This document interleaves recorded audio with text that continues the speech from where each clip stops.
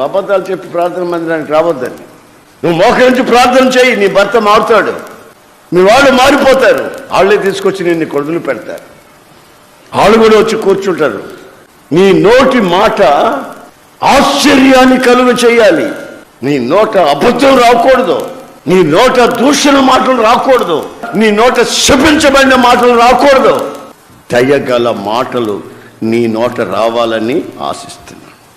కొంతమంది మాట్లాడితే అన్ని చెడు మాటలే, కాపురాలు కూల్చే మాటలు, వివాహాలు చెడగొట్టే మాటలు, భార్యాభర్తలు కళకళలాడుతుంటే చూడలేని దరిద్రపు మాటలు. అయితే వాక్యం అంటుంది, దూషణ మాటలు, చెడు మాటలు, శపించబడిన మాటలు, కఠినమైన మాటలు దేవుని పిల్లలైన మీ నోట రాకుండా జాగ్రత్త పడండి. అప్పుడు నీ నోటి మాటను చూసి ప్రజలు ఆశ్చర్యపడతారు.